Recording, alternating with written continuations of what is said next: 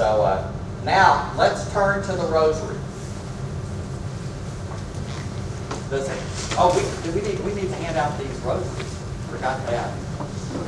Okay, everybody got a rosary? We got a rosary. For those of you not familiar with it, let me just give you a little bit of an overview.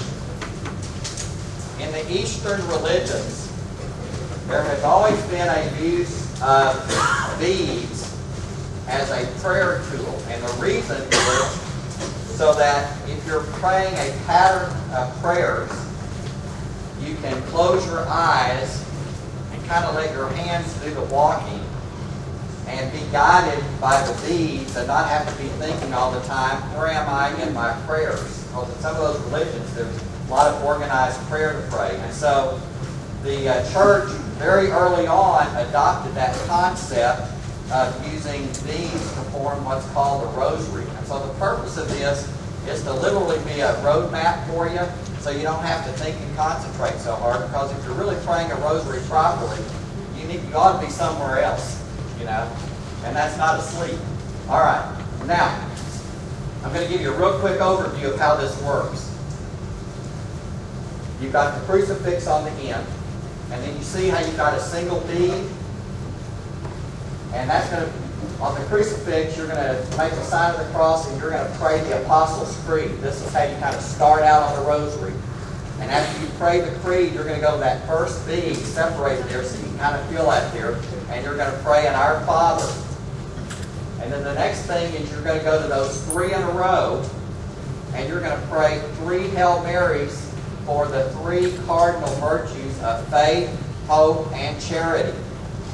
And then that next separate bead, you pray a glory bead, and you also pray a prayer that Our Lady taught the visionaries at Fatima called the Oh My Jesus, and we'll come back to all that in a minute.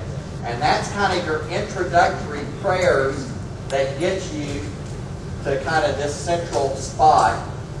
And then if you'll look, you've got a series of 10 beads close together, and then 1 bead is a separation. 10 beads, 1 is a separation. 10 beads, 1 is a separation. Then for the 4th time, and then for the 5th time. Y'all see that? And so each of those 10 bead segments with that 1 bead separating, that's considered a decade. Because a decade as in 10. Okay? And so when you pray a rosary, after you do those introductory prayers, you have a system of prayer I'm going to teach you in a minute that takes you around this rosary. Now, if you will, grab the sheet that I prepared called the Rosary of Mary. And I understand y'all may already have some handouts that are probably better than this, but this was my effort. And the way to start looking at what we're going to talk about is, you see in the left margin I say 1, the beginning prayers, and then if you go down below the cross, you see where I say start with sign of the cross, and then you go up, then the Apostles' Creed, the Our Father, the 3 Hail Marys, the Glory Be, and then I show the circle going around 1st, 2nd, 3rd, 4th, 5th. Y'all with me? Okay. Now, if you go down to this circle number 2, you pray the 5 decades as follows. You have that single bead that separates the 10. And on that single bead, you'll start this by praying an Our Father. And then you pray 10 Hail Marys on those 10 beads. And then you can feel with your fingers you're at the end because you hit that single bead again. And when you hit that single bead, you conclude by praying a Glory Be and the Oh My Jesus. And then you start again with another Our Father. And then 10 Hail Marys. You following me? That's the format you follow all the way around.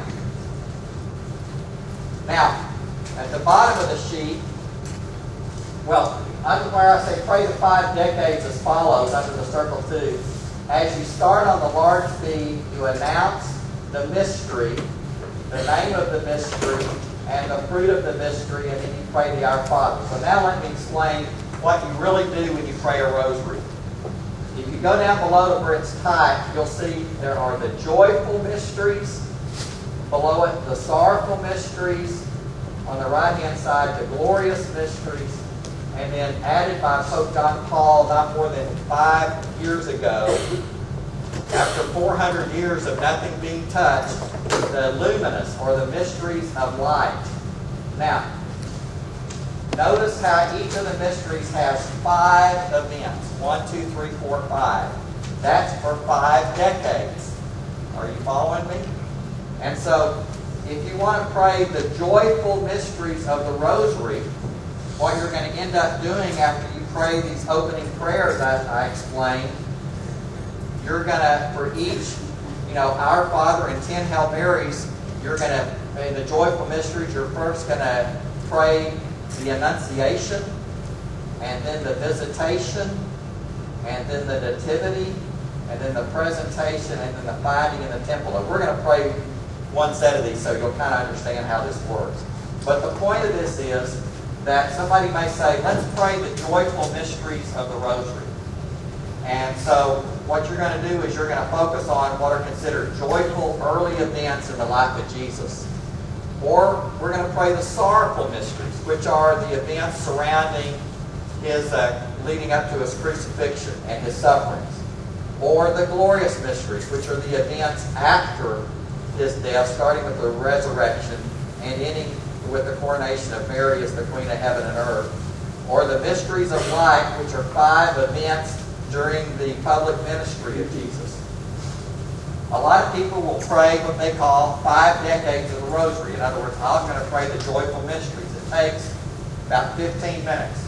There are a lot of people that pray all 4 sets. All right? I mean, they literally will just start a Rosary and they'll pray the joyful, then the sorrowful, then the glorious, then the luminous, all at once. That's a prayer warrior. That's a prayer warrior.